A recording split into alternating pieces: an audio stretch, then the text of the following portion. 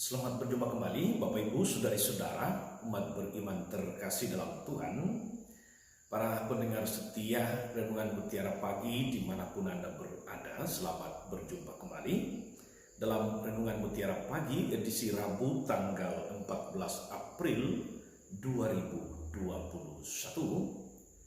Saya Romagus Cesar mengajak Bapak Ibu, Saudari-saudara hari ini merenungkan Injil Yohanes bab 3 ayat 16 sampai 21. Dalam nama Bapa dan Putra dan Roh Kudus. Amin.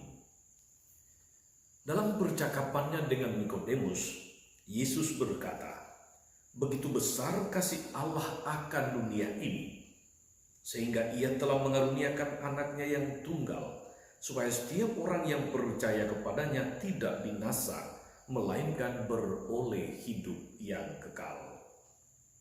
Sebab Allah mengutus anaknya ke dalam dunia bukan untuk menghakimi dunia, melainkan untuk menyelamatkannya. Barang siapa percaya kepadanya, ia tidak akan dihukum. Tetapi barang siapa tidak percaya, ia telah berada di bawah hukuman. Sebab ia tidak percaya dalam nama anak tunggal Allah. Dan inilah hukuman itu. Terang telah datang ke dalam dunia, tetapi manusia lebih menyukai kegelapan daripada terang. Sebab perbuatan-perbuatan mereka jahat. Sebab barang siapa berbuat jahat membenci terang dan tidak datang kepada terang itu, supaya perbuatan-perbuatannya yang jahat itu tidak tampak. Tetapi barang siapa melakukan yang benar, ia datang kepada terang supaya menjadi nyata bahwa perbuatan-perbuatannya dilakukan di dalam Allah." Demikianlah Injil Tuhan. Bapak Ibu, Saudari-saudara, umat beriman terkasih dalam Tuhan, para pendengar setia Renungan Mutiara Pagi dimanapun Anda berada, kalau Anda memberi sesuatu tanpa diminta, itu adalah kasih. Tetapi kalau Anda memberi karena diminta, itu bisa kasih, bisa juga bukan kasih. Kalau Anda memberi sebelum diminta, itu pasti sejatinya adalah kasih. Apalagi kalau pemberian itu sungguh menjawab kebutuhan mereka yang Anda kasih atau yang Anda berikan sesuatu itu. Saudari-saudara, umat beriman terkasih dalam Tuhan, kasih yang sejati senantiasa mengandung unsur eros dan unsur agape.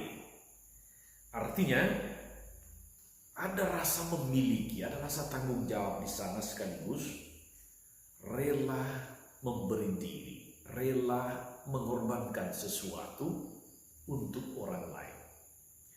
Itu kasih yang sejati. Karena itu kita tidak heran kalau kemudian Tuhan Yesus mengatakan tiada kasih yang lebih besar daripada kasih seseorang yang menyerahkan nyawa untuk sahabat-sahabatnya.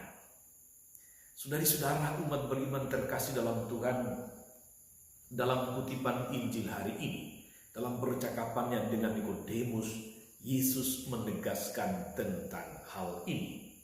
Karena begitu besar kasih Allah akan dunia ini, sehingga Ia telah mengaruniakan anaknya yang tunggal, supaya setiap orang yang percaya kepadanya memperoleh hidup tidak binasa.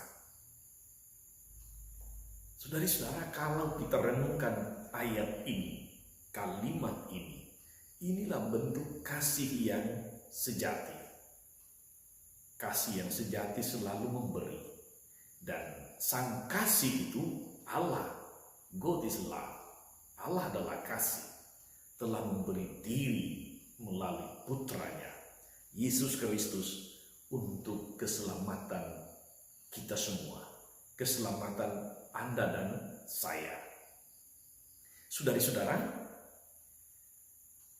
penyakit yang paling serius pada zaman ini atau yang menimpa umat manusia sekarang ini adalah merasa tidak dikasihi atau kehilangan kasih, merasa tidak dicintai.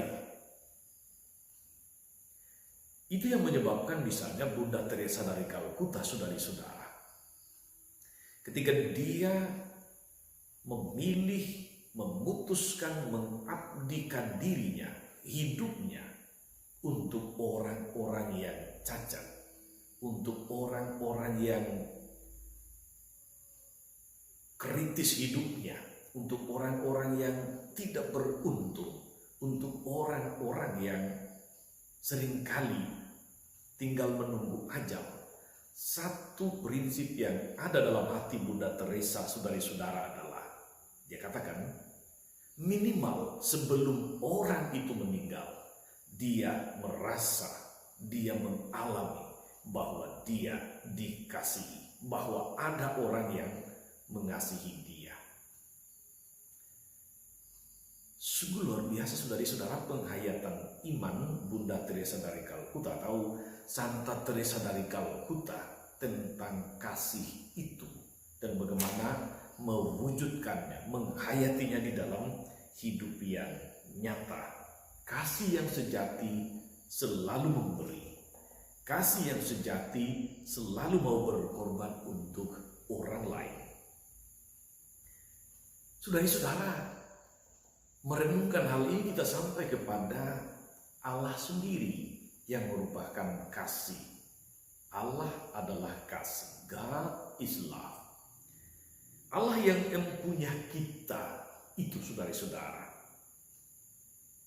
tahu betul akan kebutuhan kita manusia, kebutuhan terbesar kita, yaitu kebutuhan akan keselamatan.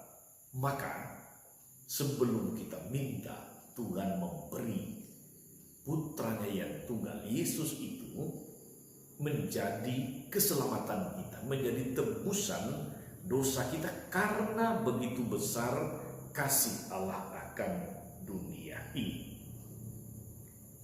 akan manusia, akan kita semua. Dia memberi dirinya bukan karena kita minta, sekali lagi saudara-saudara, tetapi karena dia tahu kebutuhan terdalam kita, yaitu keselamatan.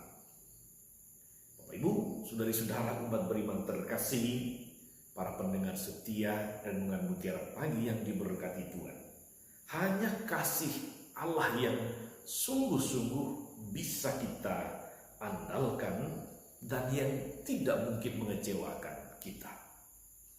Kasih ini, saudara-saudari, yang memampukan kita untuk berbuat baik dan benar. Maka mari kita berusaha, saudara-saudara, hari demi hari, waktu demi waktu, agar kasih Allah menjadi dasar, menjadi sumber dari segala keputusan, dari segala perbuatan, dari segala tindakan kita.